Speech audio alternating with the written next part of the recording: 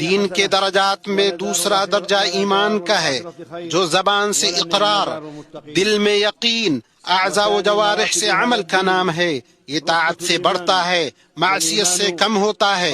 ایمان کی شاخیں 70 سے زیادہ ہیں، ان میں سب سے اونچی شاخ لا الہ الا اللہ کہنا ہے، اور سب سے کمتر شاخ راستے سے تکلیف دہ چیز ہٹانا ہے، اور حیا ایمان کی ایک شاخ ہے۔ ایمان میں صلہ رحمی، والدین کے ساتھ حسن سلوک، سچ بولنا، نرم اور پاکیزہ گفتگو کرنا، معاہدوں اور وعدوں کو پورا کرنا اور حسن اخلاق اختیار کرنا ہے۔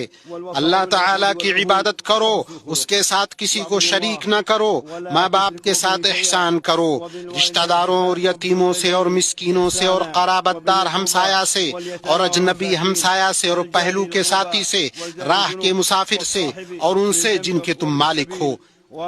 یقیناً اللہ تعالی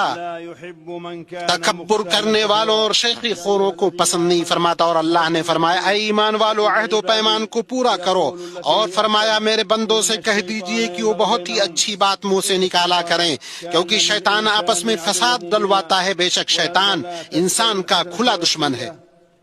اور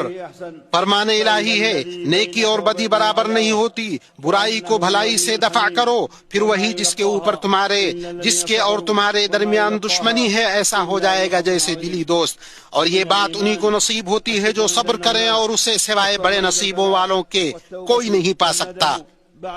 ایمان میں سے ہے مصیبت کے وقت صبر کرنا، نعمت کے وقت شکر ادا کرنا، نافرمانی اور بیزاری کے بعد توبہ کرنا، ندامت محسوس کرنا۔ فرمان ربانی ہے صبر کرنے والوں ہی کو ان کا پورا پورا بے شمار اجر دیا جاتا ہے۔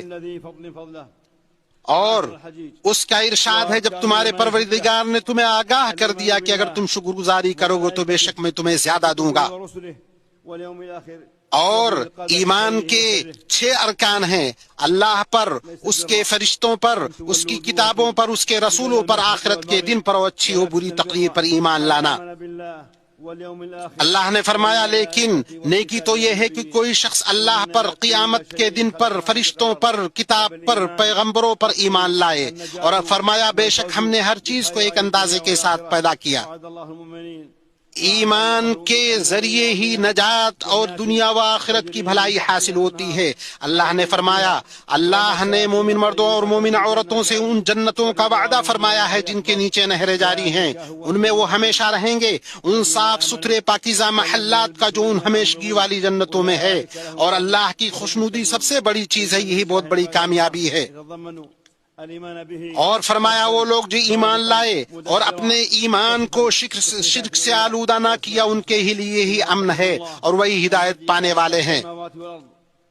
اور فرمایا یقیناً ہم اپنے رسولوں کی اور ان لوگوں کی ضرور مدد کریں گے جو ایمان لائے، اور دنیا کی زندگی بھی ان کے لیے، اور اس دن بھی، اور دنیا کی زندگی میں بھی اور اس دن بھی جب گواہ کھڑے ہوں گے۔ اللہ پر ایمان کا مطلب ہم اس بات پر ایمان لائیں کہ وہی رب ہے، خالق ہے، کائنات کا مدبر ہے، اعلیٰ صفات اور اچھے ناموں سے متصف ہے۔ اللہ نے فرمایا یقیناً تمہارا رب اللہ ہی ہے جس نے آسمان اور زمین کو 6 دنوں میں پیدا کیا، پھر عرش پر مستوی ہوا، وہی رات کو دن کا لباس پہناتا ہے، اور اس نے سورج اور چاند اور ستارے